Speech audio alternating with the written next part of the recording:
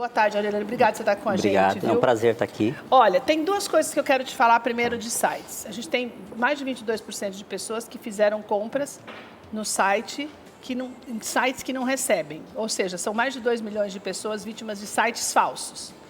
Daí a gente tem 71 milhões de páginas que foram bloqueadas, ou seja, tem muito mais gente aplicando esse tipo de golpe.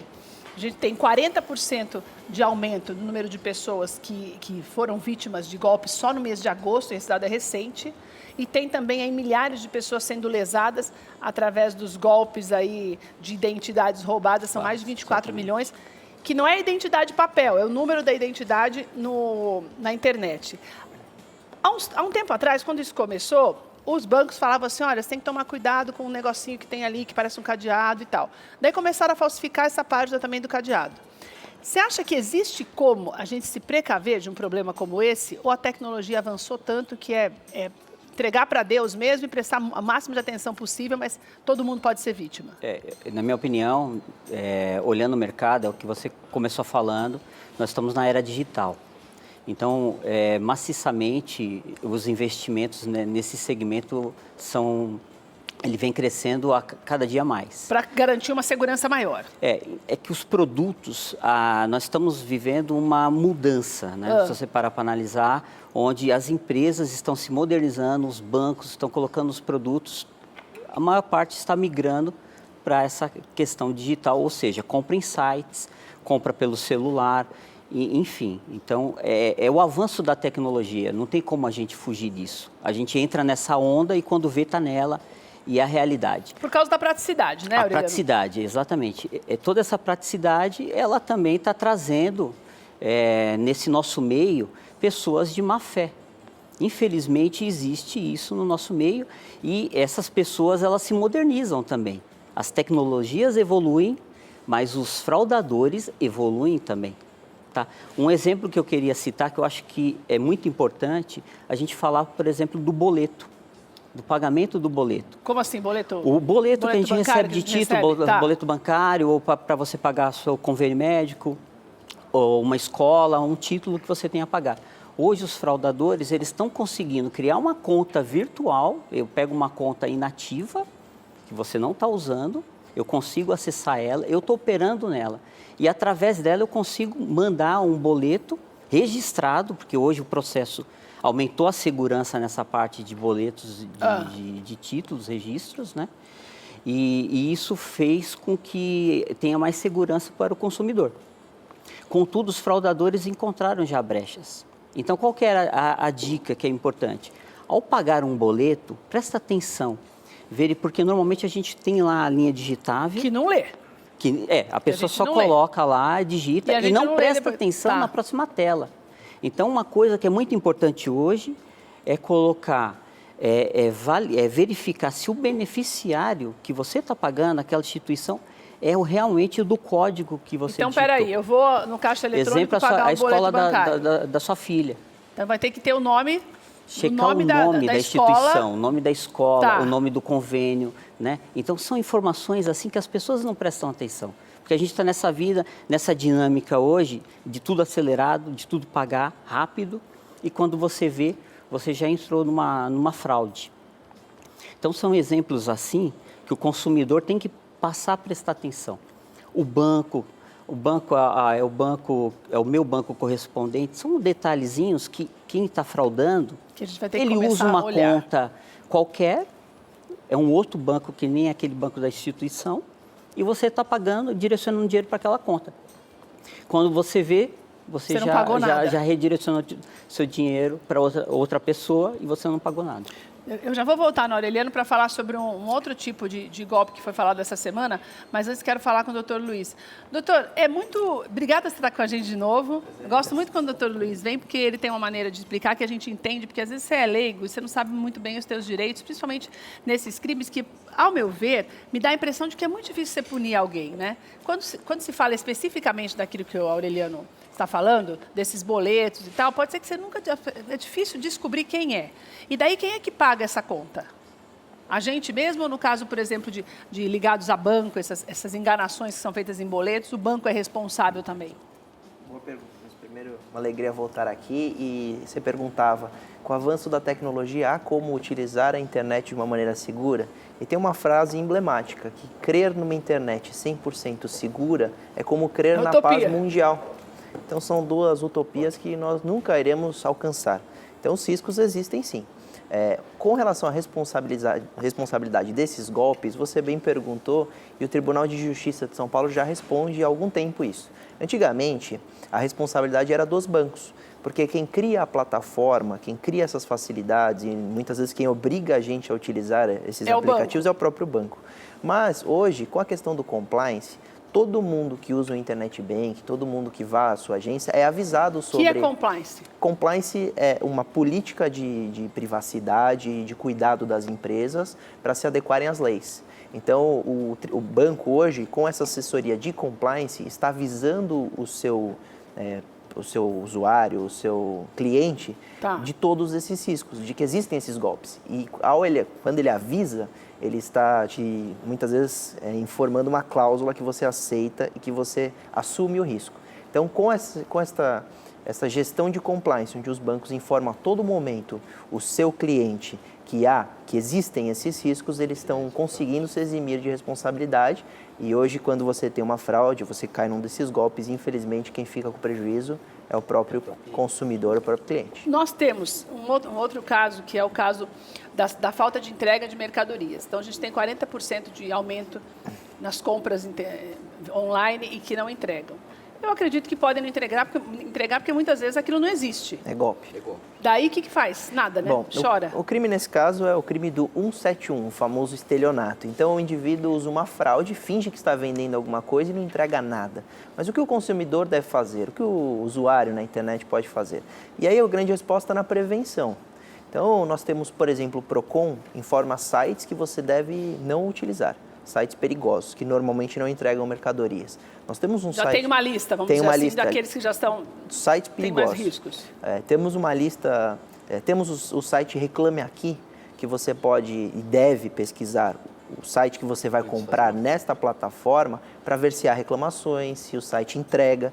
E temos outros sites que eles deixam terceiro criar anúncios. Então, qualquer um cria, e esse normalmente é o site utilizado pelos fraudadores. Você precisa ver o feedback, você precisa ver a nota que esse vendedor tem nesse site, se existem comentários positivos que foi feita a entrega. Então, a prevenção é o melhor caminho. Ô Luiz, eu quero dividir em duas partes, mesmo nós estamos falando dessa coisa que parece que é impossível punir alguém, a gente tem que prestar atenção. Depois eu vou falar do outro lado, de coisas mais efetivas mesmo, de você fazer isso independente de internet. Você vai entender daqui a pouco. Mas antes eu quero falar desse caso. Durante muito tempo as pessoas tinham receio de comprar pela internet, né? Principalmente as pessoas mais velhas tinham um certo medo. Porque eu vou colocar o número do cartão e tal.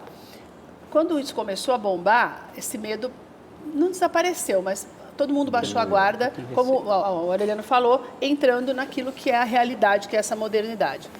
Você acha que essa coisa de modernidade acaba deixando a gente mais desleixado no nosso dia a dia e você acaba fazendo as coisas assim de uma maneira impensada? Porque você veja, tudo que o Aureliano falou de brechas, na verdade essas brechas elas são meio que, não é culpa nossa, mas é a nossa falta de atenção que vai criando as brechas, né? Você acha que a gente está ficando assim também? Você usou um termo desleixado que eu acho que é interessante, assim, eu me torno mais relaxado. E é muito curioso, você pode prestar atenção nisso em banco. Quando você vê em caixas de banco de manhã, geralmente você tem a pessoa com mais idade que não aderiu tanto à internet. Então, ele ainda prefere pegar o boleto, uma questão de confiança, porque eu estou vendo o papel, alguém receber. E quando você começa a mudar de geração, é uma geração que ela se tornou tecnológica.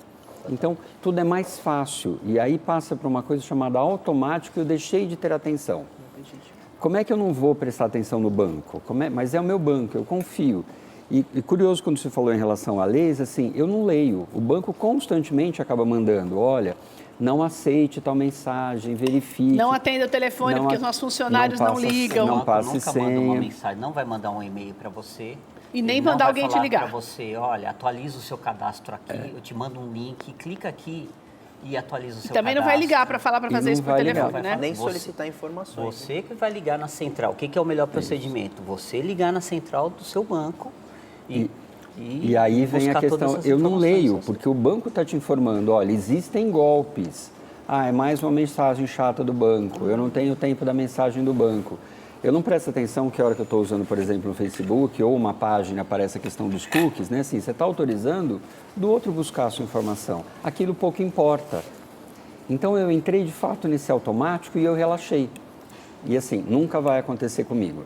Não é comigo. Não é com a gente, nunca acontece. Acontece com o vizinho, acontece com o outro. Então, eu me torno, assim como a tecnologia, automático para dar resposta em tudo. Então, o nosso cérebro também entrou nesse automático. Eu não paro mais para ler. Eu não presto atenção nessa coisa do boleto da segunda página. Se o banco deu ok, é porque aceitou o pagamento. Mas o que e acontece? A gente tem pelo menos 21% de brasileiros que receberam notificações falsas de bancos, ou seja, notificações que podem ser, como eu já falei para você, ligações telefônicas que não existem, que o banco não faz, e também e-mails que muitas vezes o banco manda, o e-mail manda você abrir para fazer uma atualização. Só o abrir já pode ser a captação dos dados, né? Só uma coisa, aí vem o dado da curiosidade. O que será que é? Será que está errado? Sabe uma coisa assim? Aí passa pela ingenuidade. São duas coisas para lidar. Se não é o banco, é o quê, né? O que estão mandando para mim? Né? Então, recentemente, vem um depósito do exterior que você está vindo, que você tem que mandar o número da conta, e você fala, mas será que é? Porque também tem a coisa do ganho fácil, né? Eu também quero Mas quando ter a lucro propaganda fácil. é muito chamativa... Desconfia. Ainda mais se for propaganda para dar alguma coisa, entendeu? Né? Dar Então, dinheiro, graça, não né? é. O produto está muito Graça. abaixo do valor, entendeu? A viagem está, sabe, você pode fazer em várias vezes um valor super atrativo. Olha, desconfia, porque ali pode ser um possível... Aí eu quero ganhar. Tem um dado que o ser humano, assim, eu preciso sair ganhando. Eu preciso dizer que eu levei vantagem e fiz um ótimo negócio. Mas essa coisa é uma coisa do dinheiro fácil mesmo, coisa né? do dinheiro fácil. Essa ingenuidade na internet também tem uma justificativa, viu, Keila? Porque você imagina que com o avanço da tecnologia e tudo que migra para a internet, tudo que nós conseguimos, nós estamos enviando para a internet. As transações bancárias, até o trabalho hoje é home office, então muita coisa, quase tudo vai para a internet. Nós estamos muito dependentes dela, né? Isso. E isso acaba inserindo no mundo digital pessoas que não estão capacitadas. Então, eu dou o exemplo dos meus avós. Meus avós falecidos hoje, mas usaram muito a internet antes de falecer, com 80 anos.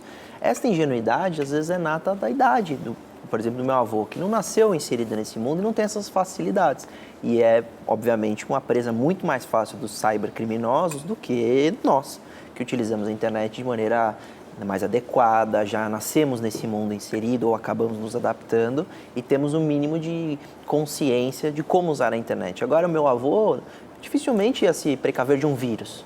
Não sabia nem o que era o vírus. Esta inocência, essa ingenuidade na internet também justifica por este avanço da tecnologia. Uma coisa que eu quero também chamar a atenção, na verdade, é um outro assunto também ligado a esses golpes. Aconteceu aqui com uma menina que eu conheço no sábado. Tem um banco aqui perto e ela foi ao banco depositar um dinheiro. Eu quero falar dessa parte da lei e também quero falar dos cuidados também nesse caso. O banco já estava fechado, era no sábado, mas todos os caixas, tem uma média de 10 caixas eletrônicos nele, é um banco bem grande aqui. Quando ela foi fazer o depósito, enroscou o envelope do depósito. Daí o que aconteceu? Ela não conseguia tirar. Como ela trabalha perto, ela voltou, olha só, ela foi lá correndo no trabalho dela, pegou uma tesoura, voltou, conseguiu puxar, cortar e puxou o dinheiro. O envelope não saiu. Tá. E ligou para a polícia. Quando a polícia chegou, falou assim, eles tinham colocado, eu não lembro o nome do negócio, que eles colocam para poder depois, quando você faz lá o depósito, ou você deixa não cai o depósito. É uma fita adesiva. Ou quando você coloca o cartão para tirar o dinheiro, é o mesmo procedimento, e daí o que acontece, você não consegue tirar, eles vêm com outro negócio lá e tiram o dinheiro. Em todos os caixas eletrônicos do banco tinha esse negócio. Ou seja, todo mundo que passou pelo banco, aqui mesmo, do lado da TV, todo mundo que passou por aquele banco aquele dia, com exceção dela que ligou para a polícia, porque a maioria das pessoas não denuncia também, porque fala, não adianta, ficou sem dinheiro ou sem o depósito. Daí, o banco é responsável, nesse caso, por ser uma agência, por ser um caixa eletrônico dentro do banco, independente de ser horário de trabalho bancário ou não, ou de ser feriado ou domingo, o banco é responsável, doutor? Depende. Nós temos a questão do âmbito criminal e do âmbito civil. No âmbito civil, ele é corresponsável sim, porque ele que disponibiliza o serviço, etc. Agora, no âmbito criminal, dependeria... nós precisamos analisar se houve uma omissão... A fita para ver quem é. Uma omissão do banco de cuidar desses caixas, etc. Mas é importante alertar o telespectador como funciona esse golpe. É muito simples. Eles colocam uma fita adesiva onde entra este envelope. Ele cola nessa fita, depois o criminoso simplesmente retira esta fita e vem junto... Não, mas e o cartão? O cartão, aí já é um sistema de clonagem de chip ou de senha, onde tem uma câmera. Mas daí, Luiz, eu fiquei preocupada porque você disse o seguinte, você disse que o banco não é responsável. Quem que devolve meu dinheiro? No âmbito civil, ele é responsável. Então o banco tem que devolver o dinheiro. Em relação a... uma avaliação. Tem uma área de fraude dentro de banco. Para ver se eu não estou envolvida nesse negócio. Isso, e se você não deu causa ao seu prejuízo. Mas como, nesse caso concreto, você me traz, o indivíduo vai até o caixa, depositou e sofreu a fraude, penso que a responsabilidade civil está configurada. Daí tem que fazer o quê? Boletim de ocorrência, como essa menina fez. Chama a polícia e tal. Ela tomou a melhor das providências, chamar a polícia no ato, no momento, porque ela policial... podia ter ido, na volta, não ter encontrado o envelope dela. Ela correu ainda um risco. Correu. Então, na hora, ela deveria, na minha opinião, ela deveria ter já acionado a polícia, sem sair do local. Seria o melhor procedimento. Não é bico de pato que chama o negócio, estou tentando lembrar o nome. Chupa-cabra. Chupa-cabra. Bico de pato com chupa-cabra é assim, irmãos. São parentes os dois. Daí, olha, então tem essa coisa que você tem que prestar atenção, mas se acontecer isso com você, primeiro, nem faça o que a menina fez. Você chama a polícia e daí o banco vai se encarregar de te pagar. Claro que não é logo de cara, mas investigando, se você não tiver nada a ver com a história, você vai receber. Isso. Só que eu quero saber, Aureliano, como é que eu faço para evitar isso? Tem alguma coisa que eu tenho que olhar no bendito do caixa que pode estar estranho? Não, olha, é nada. Difícil. É difícil. Eu acho que a ação que ocasionou esse dano vai ser a sua atitude posterior ao ato. Não dá para perceber, então? Não dá para perceber. É muito Nesse automático. caso, está por dentro do caixa, né? Se o cara colocar uma fita ali, você chega o caixa está perfeito. Você não imagina que vai acontecer um negócio desse. E aí é o automático de novo do ser humano, né? Às vezes eu coloco o cartão, ele engasga e eu não presto atenção se pode ter um defeito ou não. E é assim, aí vem a questão Porque ele dá uma engasgada? Nesse caso, o que eu acho, que já tenho mais uma responsabilidade da instituição, porque ela tem que zelar por aquele local, né? Ela não pode deixar alguém lá e manusear o equipamento. Ela tem uma responsabilidade nesse caso. Agora, o cara que te frauda, ele consegue gerar um boleto na internet e você paga. O que aconteceu? Você que colocou a sua senha, você que digitou todas as informações. Nesse caso, se você não prestar atenção, o banco não tem o que fazer, porque a senha é sua. Hoje tem o token, tem mais uma senha complementar, né? Não é só... Tem o dedo lá, como é que chama o negócio do dedo? Tem tudo que é coisa. Biometria. Tem a biometria. Biometria, né? Biometria. Enfim, o banco, ele está te amparando de uma série de protocolos de segurança para que você consiga executar a operação. Agora, quando você executa a operação, é complicado para a instituição. Né? Daí eu tenho que encerrar. Não tenho que encerrar ainda, mas é que vai dar o que falar, então eu já vou começar a perguntar isso agora. Daí apareceu um golpe essa semana do povo do INSS, que, aliás, eu acho que eles são os melhores para isso, né? Porque eles conseguem desviar bastante dinheiro, não é só o negocinho do caixa eletrônico. Eles contrataram a senhora, não pode falar velhinha, porque hoje em dia 70 anos não é mais velhinha, uma senhora com 71 anos, que tinha 300 identidades diferentes. Uma prendia o cabelo, outra fazia maquiagem, outra não fazia e tal. E essa cidadã foi, se ela tinha 300 e pouco RG, significa que 300 vezes ela pegou o dinheiro de alguém. A maioria pessoas que já morreram, mas algumas que não. Nesse caso, a gente não tem o que fazer, ou a ignorância da gente é que faz com que a gente não preste atenção. Nesse no caso de fraudes assim, não tem... no âmbito que ele falou, no âmbito civil, que é um crime. Mas não tem nada que... Não, mas eu digo assim, a gente não tem como se precaver disso.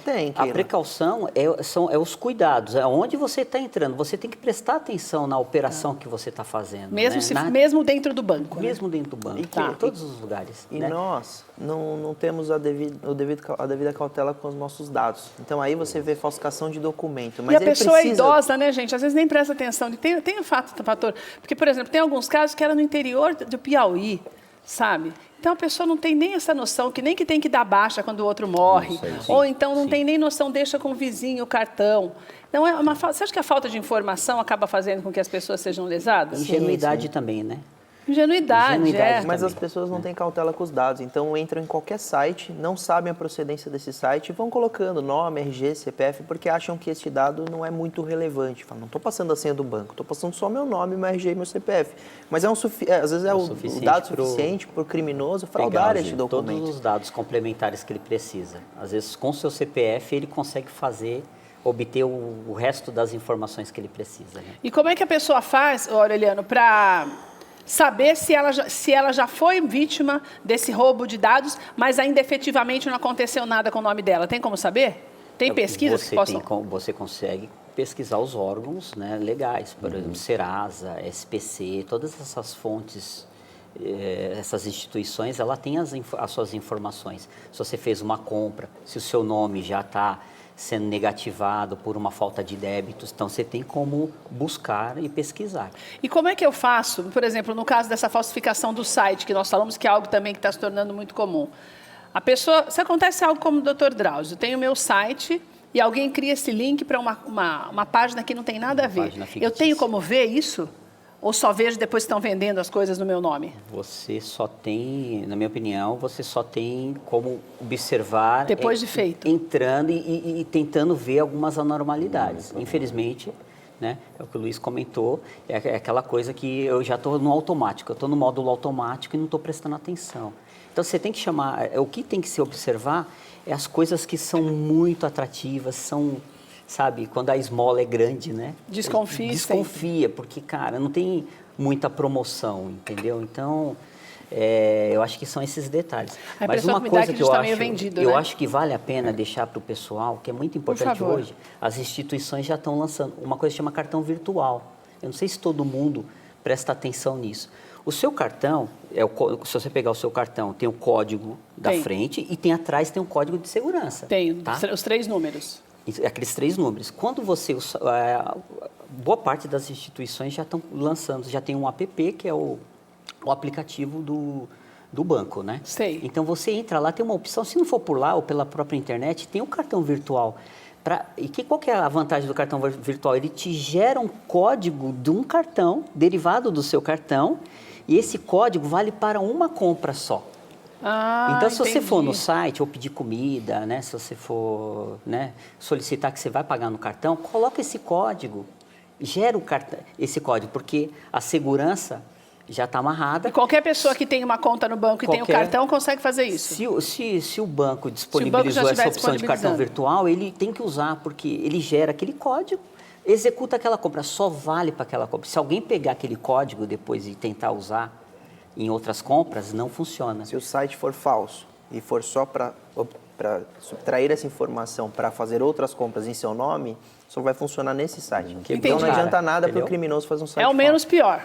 É uma segurança total. Uma outra dica que eu acho que são dicas bestinhas, mas de grande... Para a população ficar atenta. Por exemplo, no seu cartão tem o código de segurança atrás, não tem? Tem. Tampa ele. Deixa ele oculto. Na hora que for comprar... Não, deixa ele tampado. Sabe por quê? Uma fita, alguma coisinha. Porque o que acontece? Eu estou aqui no seu estabelecimento, passei o cartão, tá? Te dei o cartão. Aí vamos imaginar que está filmando, né? E o que acontece? O cara pode virar o cartão, pegou o código de trás. Beleza, você comprou, foi embora. O cara já está com o seu código. Ele tem o seu código e tem o código de segurança. Se ele tiver mais algumas informações, ele está fazendo compra. Está feito. Está feito. Ô Luiz, tá? por que as pessoas querem tanto essa coisa do dinheiro fácil, de ludibriar os outros assim? Porque está aumentando, não é porque está aumentando a população, é porque me dá a impressão de que as pessoas estão vendo facilidade e fazem dessa facilidade algo para enganar os outros. Por que as pessoas têm prazer em enganar os outros desse jeito? Vamos colocar o seguinte, anteriormente o ser honesto era uma coisa assim, eu tinha que crescer porque eu venci pelo trabalho, fui honesto.